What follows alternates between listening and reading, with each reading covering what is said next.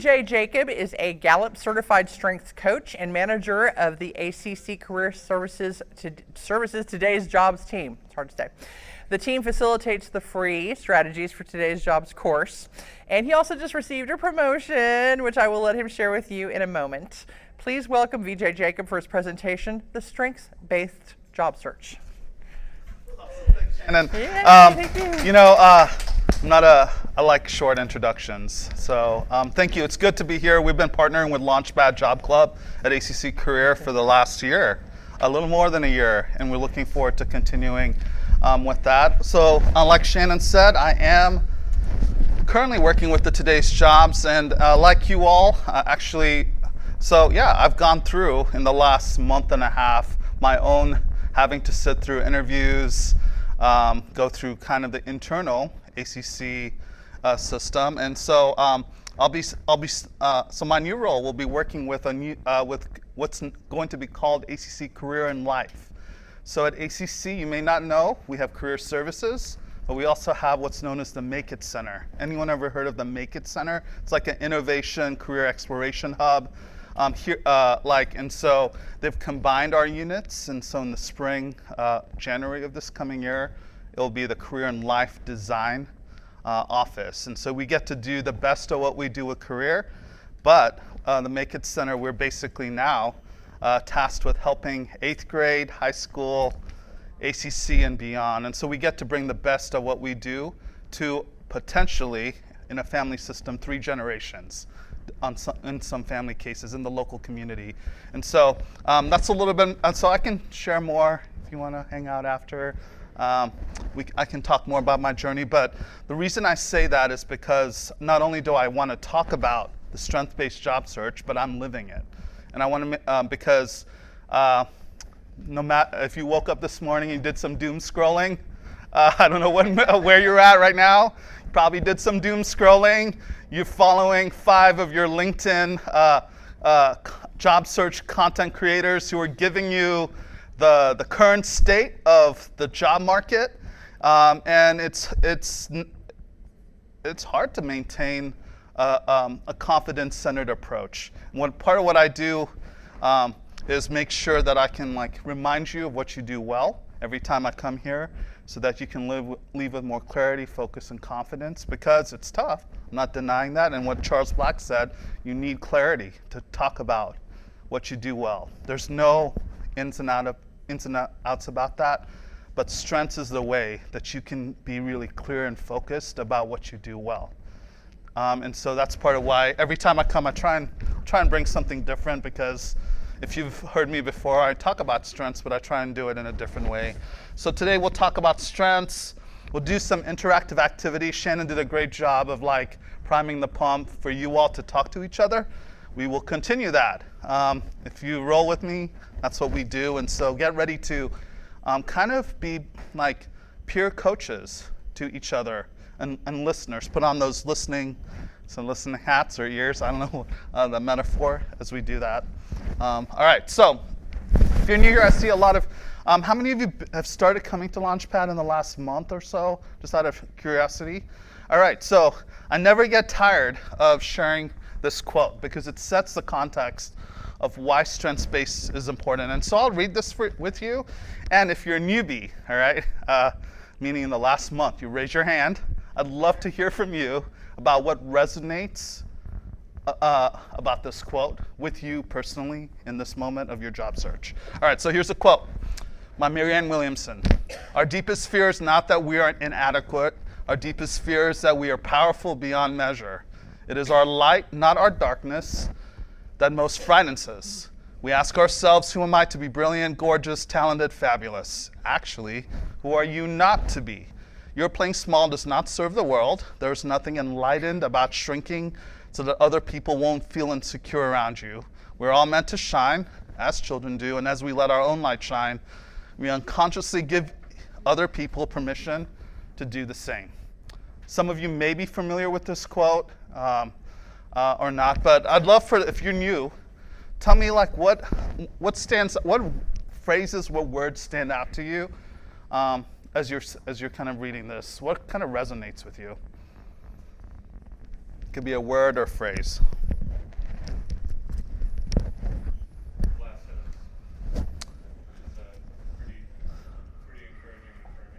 Yeah, tell me more. How is that affirming for you right now?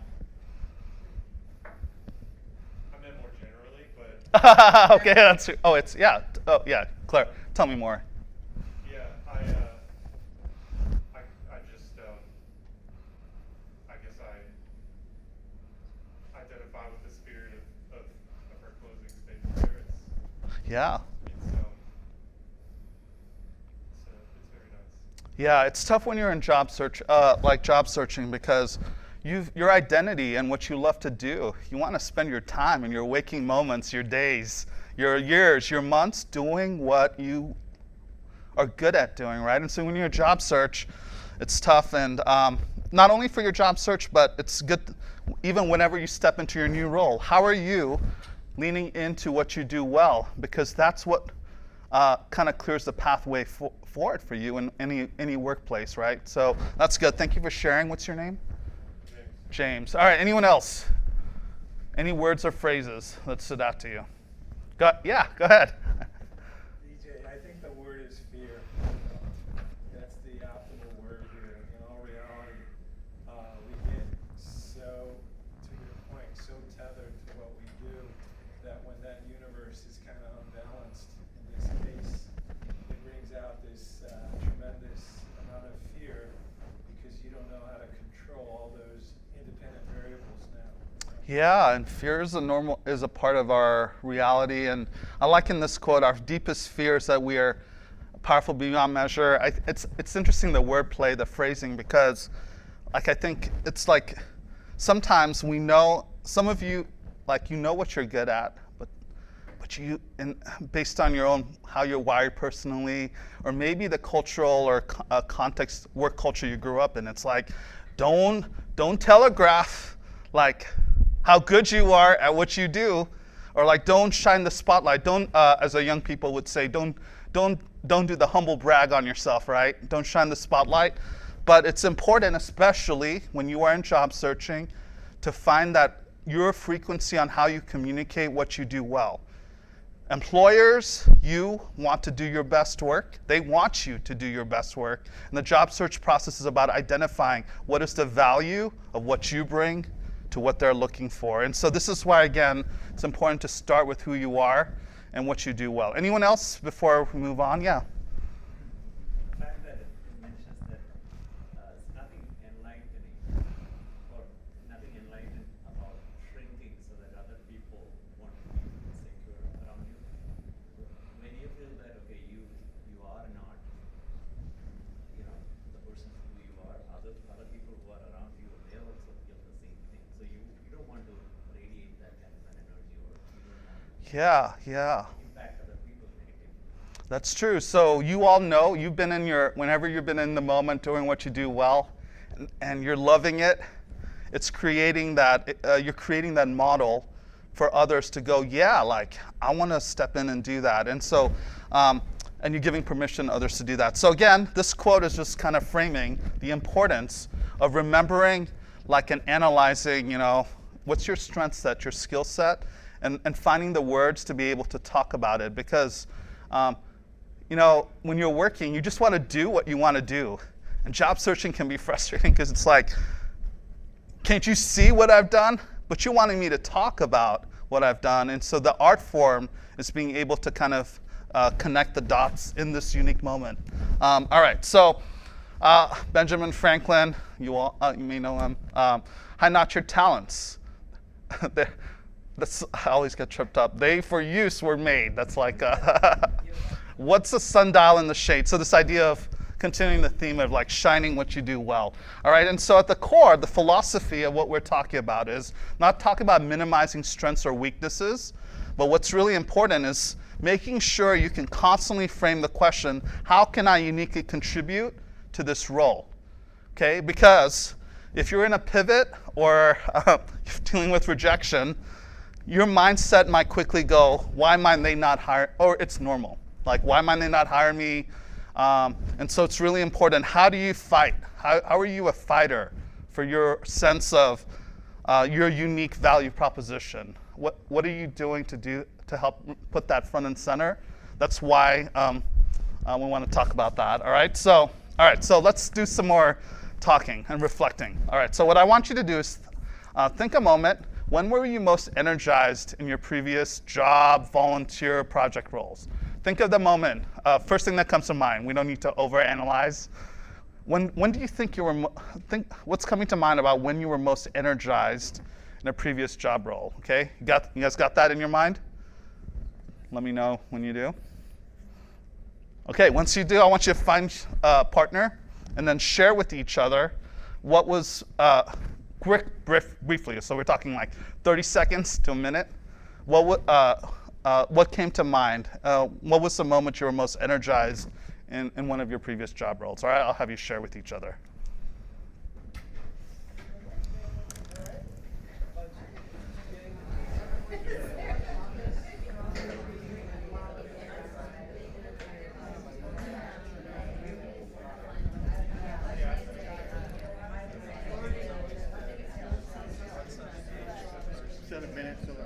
Oh yeah, thank you. Yeah, great.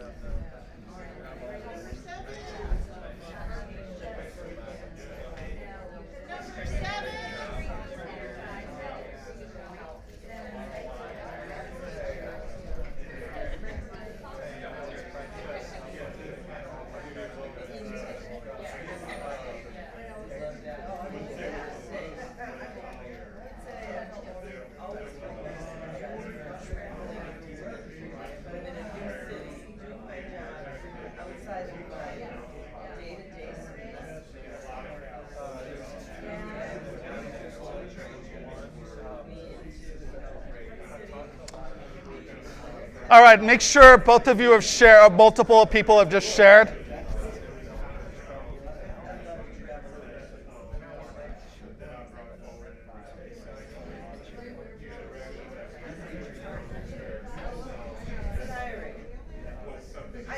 I'm energized by travel. Yeah.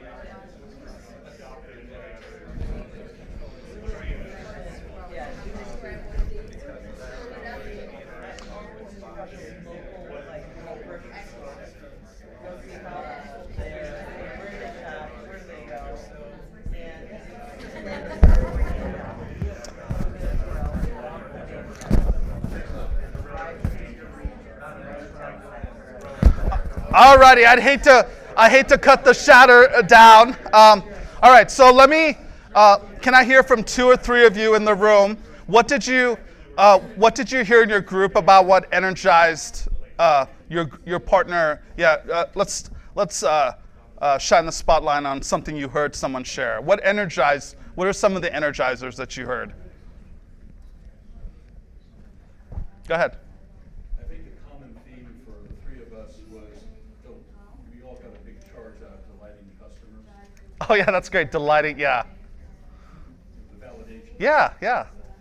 Yeah. So working with people, like customers can be a broad, grouping, but just the idea of delighting people in whatever company, work context, you name it. Like if we had more time, I'd be like, tell me more about like the story, your most recent story. I'm sure all of you have it, where you were on cloud 9 because of how you helped someone, served someone. I'm sure there would be stories. Anyone else? What were some other energizers you heard? I think it kind of off of what they're saying is just being out there and helping people, possibly helping them solve problems, helping them, just to make their lives easier, and forming a bond that many times those bonds will just be there forever. And so just again, communication and getting out there and talking to people. Okay, great. Problem solving. For those of you who are like in technical facing roles, I'm curious, like what did you say shared energizes you? If you have like more technical, yeah. One of the things that we shared, one is the outcome. What is the result? Yeah. Right? So that is something that energizes. And the other part was team success. When the Yeah. team is successful, you are recognizing a team member. That energizes us Right. So we got this idea of outcome based, and so I'm sure, like, if you said like the outcome is what energizes me, you probably have stories of where you've taken something from point zero to completion. Right. There's stories in your success, like story bank, of where you can hide that. If you said team success is what energizes me, it's most likely that you have stories of how you were in a group setting and your role in leading or facilitating a team or being part of a team contributed to an outcome or a benefit. So if you're noticing, like, each of you may have different things that come to mind, but like thinking in terms of this will allow you to think in terms of the stories, because when you're interviewing or when you're even evaluating a job description, you're always thinking about, you know, at some point you will be asked, tell me about a time when, right? And so this helps you to be, even from the very beginning, to be consistent in what is it that you bring. If you're in a very highly technical role, your value add is not only your technical competencies, but your power skills, the ability to work with people, deal with communication. Those are all things that are part of the story equation. All right, so create confidence, strengths build engagement, and most of, like we were already saying, you can help, maybe if you're reading a job description and you feel that there's some gaps, right? It's normal. You can then focus on your strengths to like address perceived deficiencies, all right? Obviously, this is not if there's like, you read a job description and it's like 50% you don't match up, like this is not gonna get you to the finish line. But however, if you are like, man, like I'm like 70, 60, 70, 80, you can find ways to talk about what you do well to compensate. All right, so even when you're evaluating a job description, the strength fit test is like when you're reading a job description, you should be asking, like, how does this like allow me to play to my best strengths? Does it energize me? Because you know when you're reading a job description, at least I don't know about you, when you're reading something, we're taking information, but we're also having like a mental interaction with that job description. We're having conversation in our minds as we're reading it. And so these are some of the questions from a strength-based mindset that you should be asking, because if you're not like getting, if you don't see possibilities as you're reflecting on this, you're gonna have a hard time convincing them that you're the best candidate for the role. And so it's important to kind of use this strengths fit test to help you, all right? So I like this, you know, I thought this was really cool, like kind of the 3 dimensions of a job search and how strengths ties in. You have the external, the internal, and the relational. And so strengths can show up in all of these domains to help you. And in the handout I provided you, I'm not gonna go into all the details.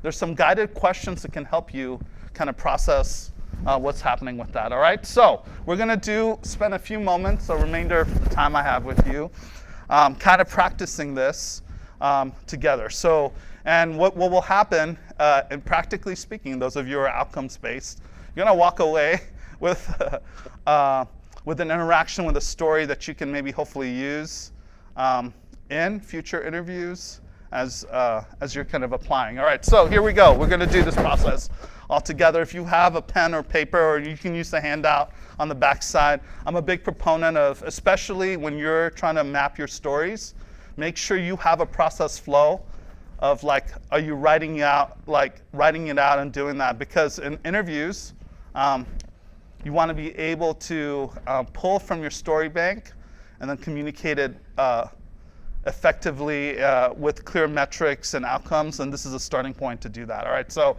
think about a time when you were proud of the work you did. Maybe it's so volunteer, previous job. So I want you to think about that. Think of the moment or the story that's coming to my mind, or you think is the best story. All right. So once you have that, you're thinking about that. What I want you to do is kind of think about that story. So take a moment to just, I'll give you a few moments to do that. Think through the story. What is that story? What actions did you take? What choices did you make?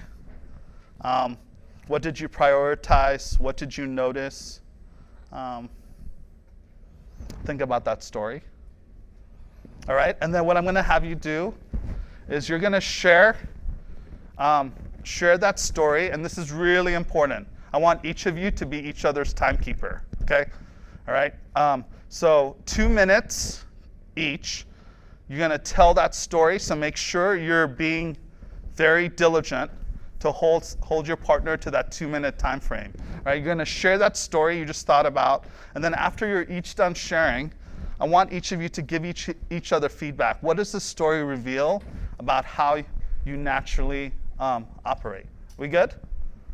All right, so we'll start it out. You're going to have 2 minutes each, so we'll have 5 minutes to do this.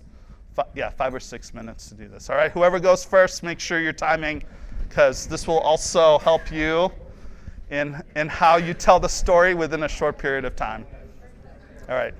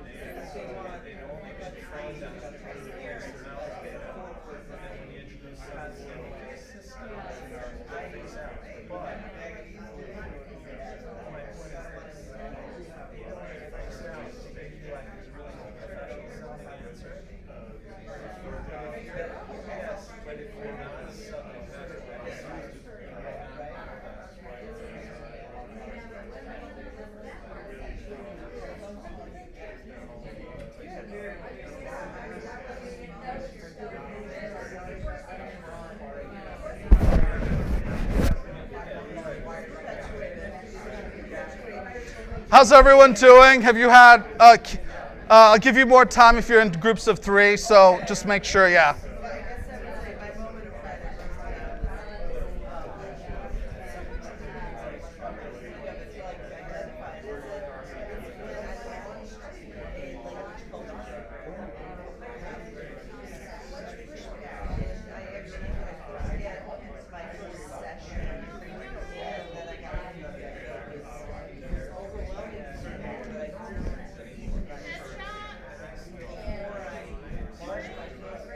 Number 8, headshot.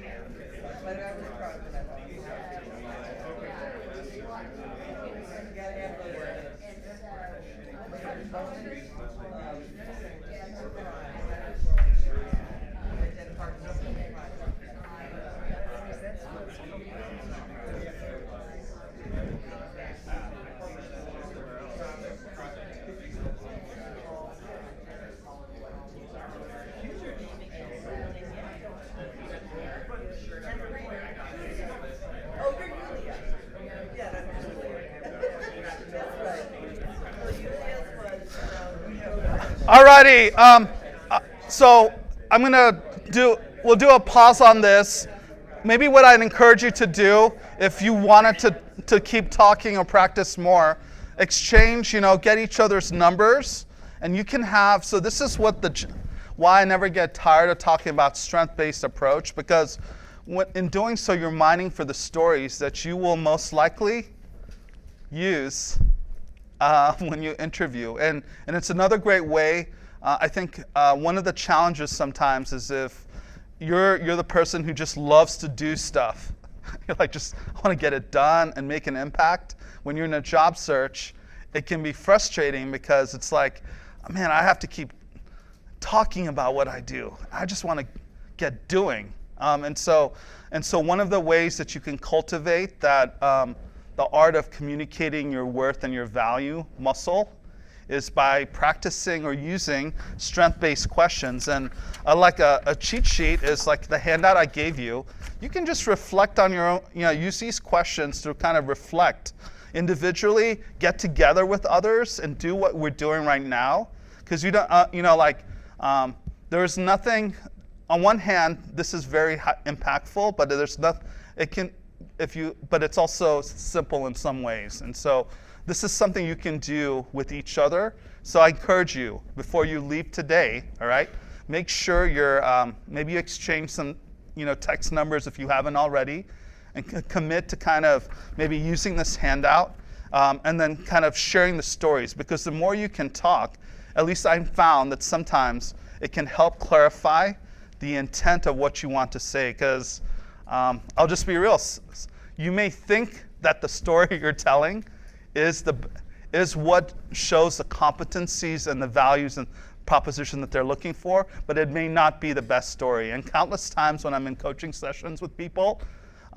they'll tell a good story, and I'll ask them, is this the best story? Like, can you think of, like, is there a better story? And they're like, you know what?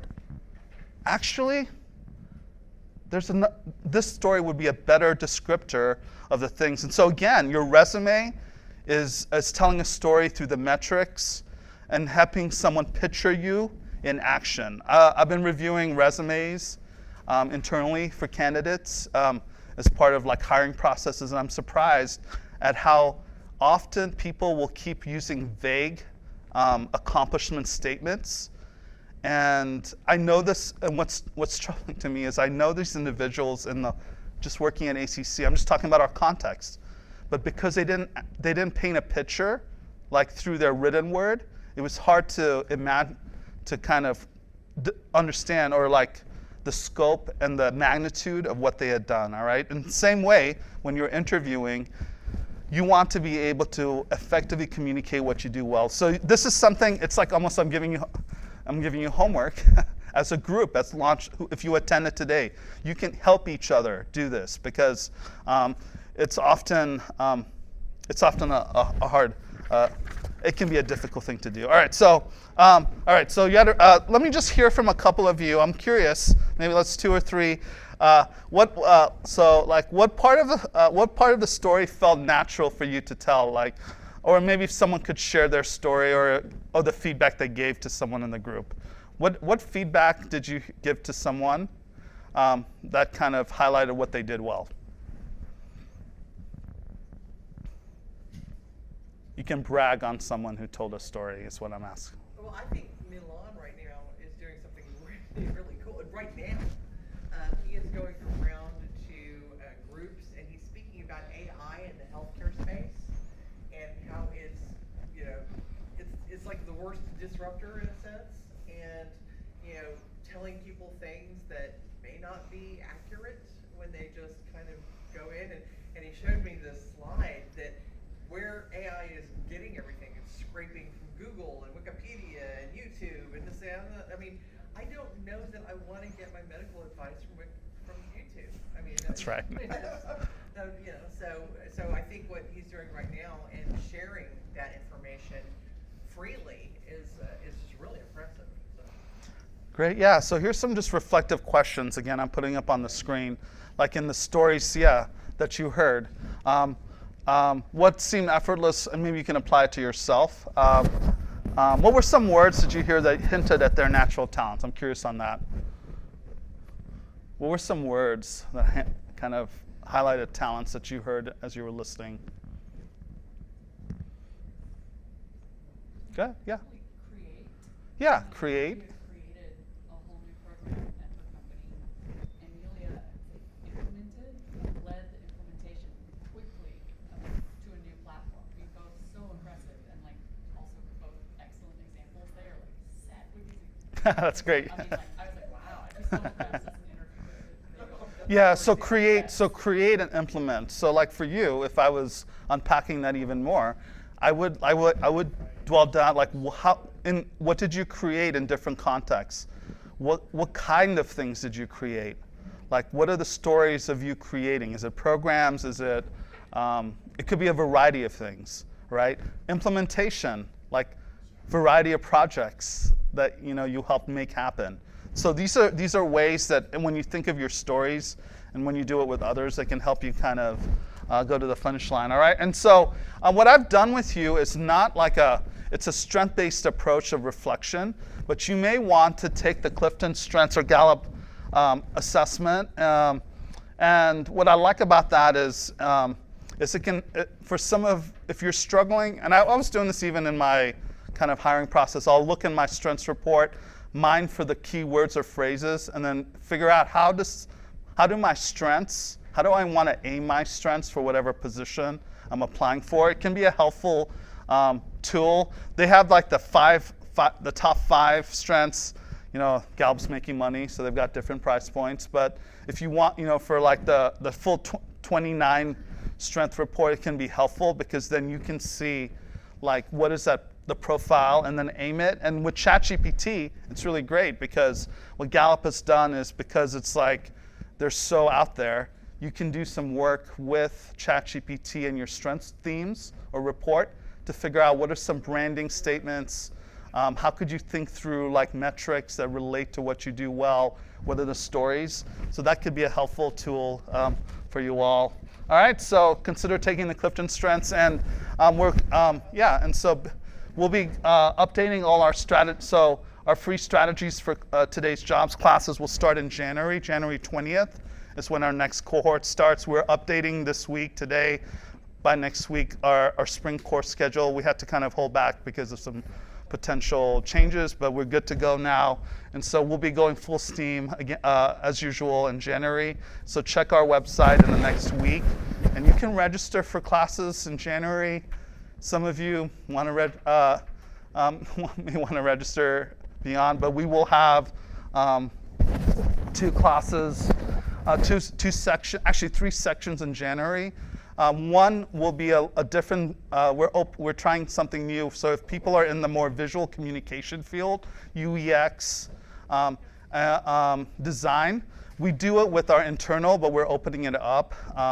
We've done it for like the last year, but what's different about it's a Friday 8-week morning online thing. And so you'll see there are 3 options. And so we're excited to do that. I'll stay after and answer any questions you may have. So is it going to be the regular strategies?